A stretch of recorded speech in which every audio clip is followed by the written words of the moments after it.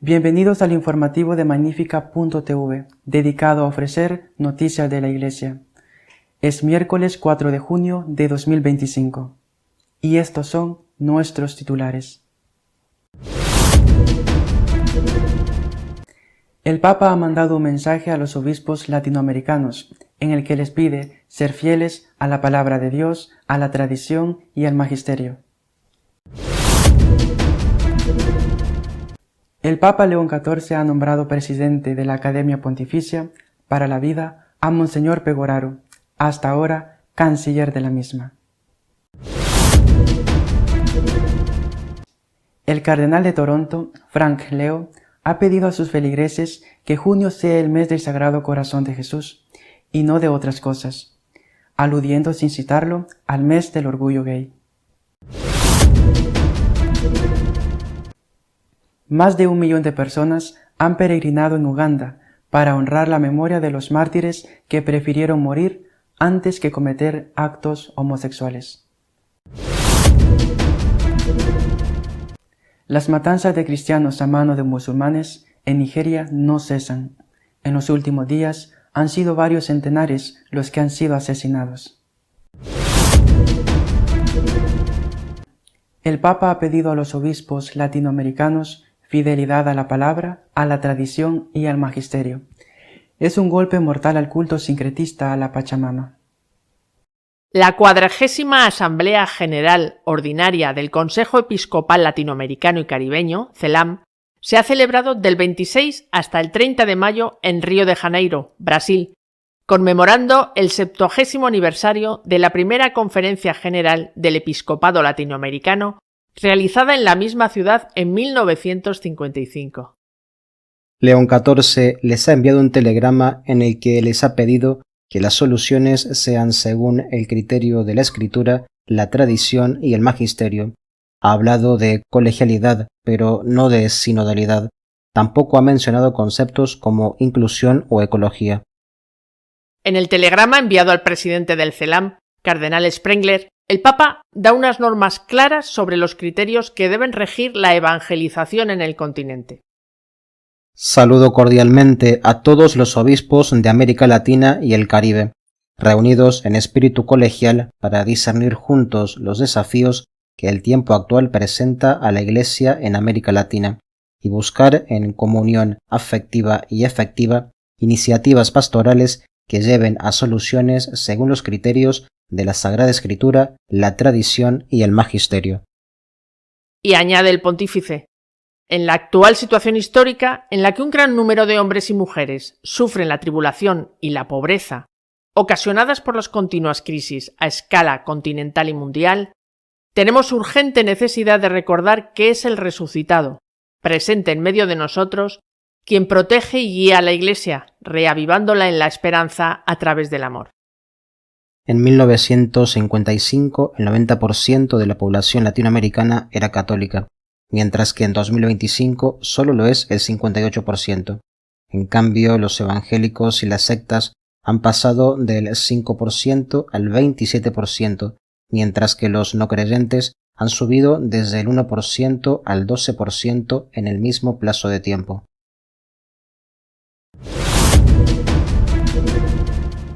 El Santo Padre ha nombrado presidente de la Pontificia Academia para la Vida a Monseñor Renzo Pegoraro, hasta ahora canciller de la misma academia. Monseñor Pegoraro había sido nombrado canciller de la Academia por el Papa Benedicto XVI. Es licenciado en Medicina y Teología Moral, así como especialista en bioética. Nació en Padua en 1959. Recibió la ordenación sacerdotal 30 años después y fue incardinado en la diócesis de Padua. Se licenció en Medicina y Cirugía en 1985. Obtuvo la licenciatura en Teología Moral en 1990 en la Pontificia Universidad Gregoriana de Roma, obteniendo el diploma de especialización en bioética en la Universidad Católica del Sagrado Corazón. Fue secretario general de la Fundación Lanza de Padua y profesor de bioética en la Facultad Teológica del Triveneto. Desde el año 2000 es profesor de ética de enfermería en el Hospital Bambino Gesù de Roma. Desde el 1 de septiembre de 2011 es canciller de la Academia Pontificia para la Vida. Ha publicado varios volúmenes, artículos y ensayos. La semana anterior, el Papa había aceptado la renuncia de Monseñor Paglia, tanto a la dirección de la Academia como al Instituto Juan Pablo II para la Familia, y había nombrado para este último cargo al cardenal Reina, vicario suyo para Roma. Esta semana, el cardenal Reina ha decidido mantener en el puesto de director del instituto al profesor Philippe Bourdain, renovando su contrato por 4 años. La decisión de Monseñor Paglia de nombrar a Bourdain como director del instituto fue muy criticada, debido a las posturas de este teólogo francés sobre la anticoncepción y la moralidad del comportamiento homosexual. Junio es el mes del Sagrado Corazón y no del orgullo gay, ha recordado el cardenal de Toronto, aunque no ha citado expresamente esa reivindicación. Sin necesidad de mencionarla explícitamente, el cardenal Frank Leo, arzobispo de Toronto, ha recordado a los fieles que es su deber honrar y respetar nuestras tradiciones y no comprometer la integridad de la fe utilizando símbolos que sean contrarios a la revelación divina de Dios. En su mensaje, el cardenal Leo subraya que el corazón de Jesús representa el amor ardiente, sacrificado y vivificante de Cristo por la humanidad. El Sagrado Corazón se convierte no solo en símbolo del amor más grande que haya existido, sino también en fuente de esperanza y resistencia frente al sufrimiento, el pecado y la incertidumbre, afirma. El purpurado canadiense recordó que en este año santo jubilar, vivido como peregrinos de la esperanza, los fieles están llamados a redescubrir el poder transformador del amor divino que brota del corazón traspasado de Jesús. Citando la bula Spes non confundit del Papa Francisco, reiteró que la esperanza nace del amor y se manifiesta de forma visible en el corazón de Cristo. Asimismo, el cardenal Leo advirtió contra los peligros de la idolatría moderna, alertando del riesgo de sustituir a Dios por valores o símbolos contrarios a la fe. Los símbolos son importantes, ya que transmiten significados en lo que representan y apuntan más allá de su propia realidad hacia otra cosa, hacia otra persona. Nuestros propios símbolos católicos nos ayudan a profundizar en la fe y a dar forma a nuestra vida de oración, sin mencionar las vidas que llevamos y las decisiones que tomamos, dice el cardenal. Debemos asegurarnos de que los símbolos que usamos sean coherentes con nuestra fe católica y no tomados de foros ideológicos, promovidos por grupos de presión o respaldados por movimientos políticos, añade. Debemos honrar y respetar nuestras tradiciones y no comprometer la integridad de la fe utilizando símbolos que sean contrarios a la revelación divina de Dios. Nos conviene usar nuestros propios símbolos para contar nuestra propia historia, sin recurrir a símbolos de moda, erróneos e inadecuados, que no nos representan como católicos y que más bien contribuyen a la confusión, distorsiones y ambigüedades sobre lo que la fe católica verdaderamente enseña respecto a la persona humana, la naturaleza humana y la ley moral natural, concluye. 1 millón de fieles han peregrinado en Uganda, al santuario donde se veneran a los mártires que rechazaron las prácticas homosexuales del rey. Una enorme multitud de peregrinos, calculada en más de 1 millón, ha peregrinado hacia Namugongo, en Uganda. Con los pies heridos, el rosario en las manos y oraciones en los labios, han recorrido cientos de kilómetros para participar en el Día de los Mártires de Uganda, una de las celebraciones religiosas más multitudinarias del continente africano. Esta peregrinación recuerda el martirio de 45 cristianos, 22 católicos y 23 anglicanos, que fueron ejecutados entre 1885 y 1887 por orden del rey Gwanga II. Fueron asesinados por negarse a renegar de su fe y a obedecer órdenes que contradecían gravemente la moral. Entre ellas destaca su rechazo a mantener relaciones sexuales de carácter homosexual impuestas por el propio monarca. Su negativa firme fue considerada una traición. Por ello, fueron torturados y ejecutados. Su testimonio de fe hasta la muerte los convierte en mártires, es decir, en testigos que ofrecieron su vida por Cristo. Los peregrinos, muchos vestidos de rojo, proceden de distintos puntos de Uganda y de países vecinos como Kenia, Tanzania, Ruanda, Sudán del Sur y el Congo. Algunos han caminado durante semanas, recorriendo cientos de kilómetros hasta llegar al lugar donde los mártires fueron quemados o decapitados. Canonizados por el Papa Pablo VI en 1964, los mártires de Uganda siguen siendo un referente de fe en África.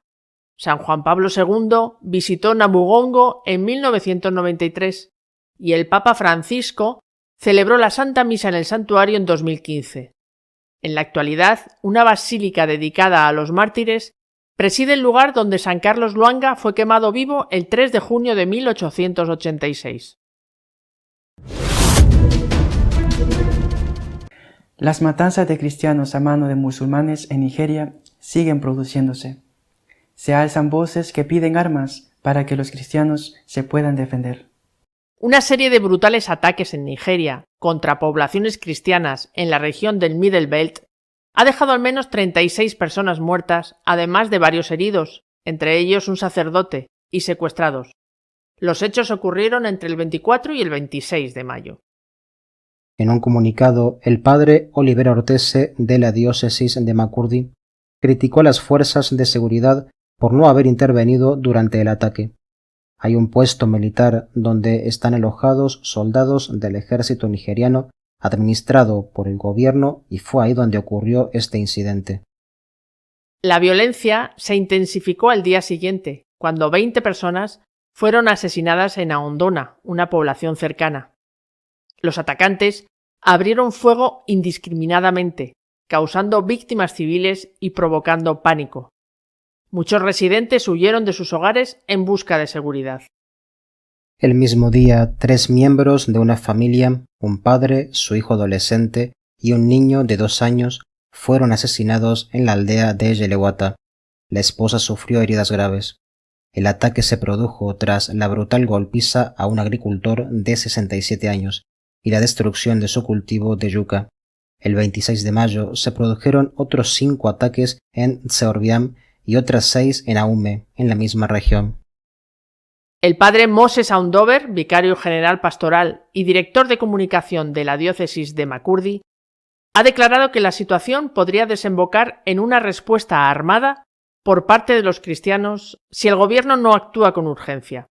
Llegará un momento en que los cristianos se verán obligados a tomar las armas para defender sus vidas y su fe, afirmó.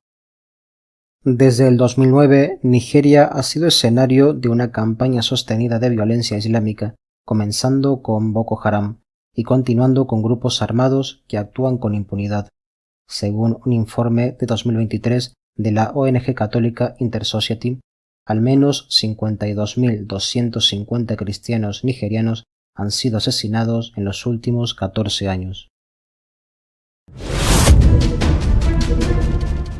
Nuestro editorial está dedicado a reflexionar sobre la inclusión de todos en la Iglesia sinodal. En este primer mes de gobierno de la Iglesia del Papa León XIV, fue elegido el día 8 de mayo y pronto, la semana que viene, se cumplirá un mes. Merece la pena destacar que el Papa ha querido reiteradamente que Cristo esté en el centro de todo. Incluso lo ha dicho de forma bien clara, que él mismo, el propio Papa, quede en un lugar secundario para que todas las miradas se dirijan a Cristo, converjan en Cristo, y para que la imitación de Cristo, el seguimiento de Cristo sea lo más importante para todos nosotros, debido a que sólo así es posible conseguir la unidad en la Iglesia. Esa unidad imprescindible para que el mundo crea, para, por lo tanto, evangelizar. Así fue como lo dijo el Señor. Ahora bien, eso lleva consigo de forma inevitable examinar en qué ha consistido el modelo de iglesia promovido durante el pontificado anterior, la llamada iglesia sinodal. El concepto de iglesia sinodal, entendido como una iglesia que escucha y que acoge a todos, no debería de suponer ningún problema para ningún católico. Iglesia que escucha, iglesia donde todos son bienvenidos. Es lo más natural porque es lo que Cristo hizo y lo que Cristo quiso. Y sin embargo, basta con mencionar la palabra sinodalidad para que a muchos católicos se les despierten todos los temores y todos los recelos. Por eso creo que conviene aclarar algunas cosas y sobre todo conviene hacer algunas preguntas. Por ejemplo, iglesia sinodal, iglesia que escucha, pero una cosa es escuchar y otra cosa es tomar decisiones.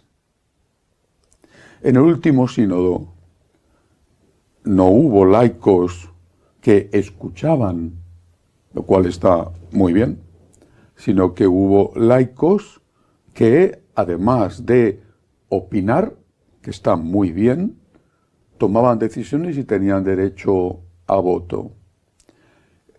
Esto es una característica y va a ser una característica de la iglesia sinodal.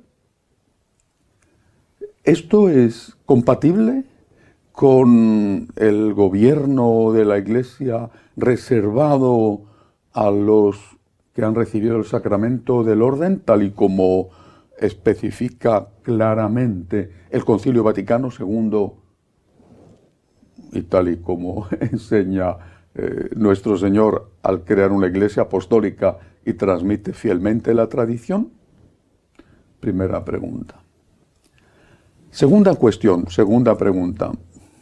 Una iglesia que escucha a todos, estupendo.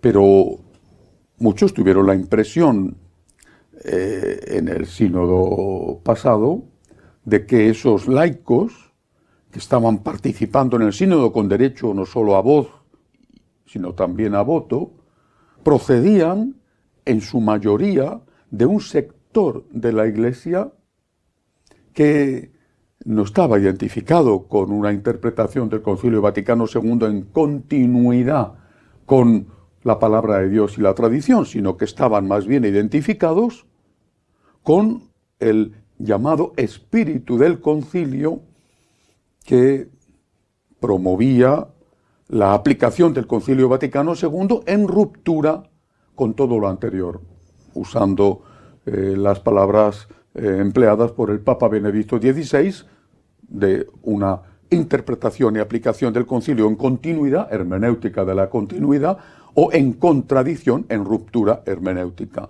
de la ruptura. Y parecía que esos laicos, en su mayor parte, habían sido seleccionados de entre aquellos que entendían el concilio y que querían aplicarlo no en continuidad, sino en ruptura. Incluso el propio Papa Francisco había recriminado públicamente y por escrito a los organizadores del sínodo alemán que estuvieran formados los participantes en ese sínodo por personas que no representaban a la inmensa mayoría de los católicos alemanes, sino solo a un pequeño porcentaje y además muy ideologizado. Palabras que han quedado ahí escritas, dirigidas por el Papa Francisco a los que han organizado el sínodo alemán. Y sin embargo, cuando se hace el sínodo del conjunto de la Iglesia, muchos han tenido la impresión de que eso mismo ocurría cuando se ha seleccionado a esos laicos que tenían derecho a voz y también a voto. Por lo menos es una impresión que muchos han tenido. Iglesia sinodal que escucha al pueblo de Dios. Perfecto. Pero sin embargo, son muchos los obispos y los sacerdotes que no permiten, por ejemplo, comulgar en la boca. Y está permitido eso en la Iglesia, pero ellos no lo permiten. Se burlan, desprecian, ridiculizan, ofenden a ese pueblo de Dios que quiere comulgar en la boca o que quiere recibir la comunión de rodillas. Podrán decir que son gestos externos y que lo importante es el alma. Pero esas personas quieren hacerlo así, quieren expresar también con su cuerpo el respeto que ellos sienten que deben darle al Señor. Si se escucha al pueblo de Dios, si en la Iglesia caben todos, ¿no habría que respetar también a esas personas? Y permitirles comulgar en la boca, no ofenderles, no insultarles, o incluso permitirles comulgar de rodillas, y si eso entorpece el ritmo de la celebración, pues pedirles que los que quieren comulgar de rodillas vengan al final para no molestar a nadie. Todos, es estupendo. En la Iglesia caben todos, es estupendo. Porque eso a mí al menos me llena de esperanza. Pero, ¿es verdad? Si caben todos, ¿por qué no caben entonces los que quieren participar en la Santa Misa siguiendo el rito tradicional, el rito antiguo?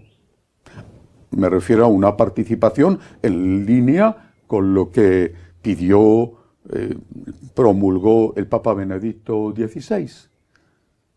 ¿Por qué, en cambio, se toleran, sin que pase nada, tantos abusos litúrgicos cuando se celebra la misa según el rito nuevo?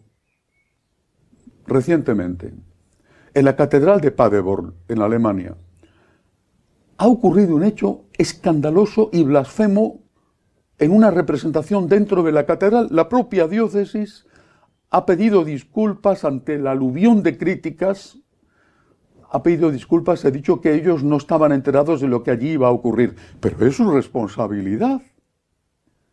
Y no ha ocurrido nada, es decir, han pedido disculpas, pero no han dicho el responsable en la catedral de permitir esto, ese señor va a ser cesado, se ha acabado por negligencia o porque estaba de acuerdo, ese señor no puede seguir en el cargo. No pasa nada. ¿En la Iglesia caben todos?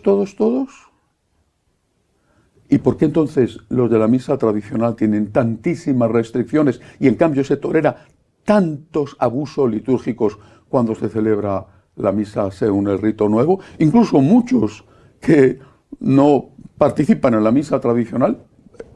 Yo no he participado nunca en una misa tradicional, es decir, no tengo experiencia de cómo se celebra. Sin embargo, se sorprenden y se extrañan de las restricciones para con unos y de la indulgencia y permisividad para con otros. ¿De verdad todos? Y este todos de la Iglesia sinodal, que es, repito, maravilloso y que me permite a mí, que soy un pecador, formar parte de la Iglesia, ¿no se ha convertido en estos años en un todo? Que no es lo mismo. En la Iglesia caben los criminales, sí, pero ¿cabe el crimen? En la Iglesia caben los corruptos, sí, pero ¿cabe la corrupción? Incluso en la Iglesia caben los pederastas, pero ¿cabe la pederastia? En la Iglesia caben los divorciados vueltos a casar sin haber conseguido la nulidad eclesiástica, pero ¿cabe la comunión en pecado mortal? El todos ¿no se ha transformado en todo? En la Iglesia cabemos todos y es maravilloso, repito, si no yo no me sería posible formar parte de la Iglesia. Pero esto, que es una expresión de la misericordia de Dios, ¿no se ha transformado en tolerancia? La misericordia se tiene para con la persona mientras que la tolerancia se tiene para con lo que hace la persona. Y son dos cosas completamente distintas. Misericordia para con el pecador, sí, porque lo quiso Cristo, gracias a Dios. Tolerancia para con el pecado debería de ser cero, no debería de existir. Sin embargo, muchos tienen la impresión de que el todos se ha convertido en todo. Incluso de que ya no hay misericordia con el pecador, por un motivo. Porque al pecador se le dice que lo que hace no es pecado y por lo tanto que él no es pecador y que no tiene que pedir perdón de nada. O por lo menos no tiene que pedir perdón de algunas cosas, porque si tira un plástico a la calle, eso sí que es un pecado horroroso. Y esta acogida a los pecadores, a mí el primero, a todos, esta acogida ¿no debería de ir unida a una petición de conversión, de arrepentimiento? Se nos está pidiendo a estos todos que somos acogidos que tengamos una actitud de conversión. San Agustín decía, si no puedes evitar pecar, al menos odia el pecado que has cometido. Pero si te dicen que eso no es pecado, ¿cómo vas a odiar el pecado? Entonces el todos se convierte inevitablemente en todo. Iglesia misericordiosa, sí. Iglesia tolerante, no. Iglesia que escucha, sí. Iglesia que selecciona a quien escucha y que no escucha a todos, sino solamente a aquellos que quieren otro modelo de iglesia distinta a la que enseñó Jesucristo, la tradición y el Concilio Vaticano II, no.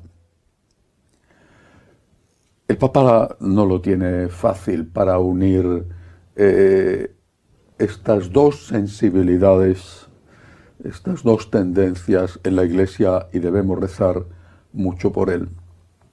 Pero la unidad solo será posible en la verdad. La verdad es una persona, Jesucristo. La Iglesia solo estará unida cuando está centrada en Cristo. Pero Cristo le dijo a la adúltera, yo no te condeno, pero no peques más. Fue una iglesia la que fundó Jesucristo basada en los apóstoles. Fue una iglesia misericordiosa, pero no lo ha sido nunca una iglesia tolerante. Recemos por el Papa. Hasta la semana que viene, si Dios quiere. Si deseas estar al tanto de lo que sucede en la Iglesia, puedes visitar nuestro canal de Magnífica.tv y Franciscanos de María.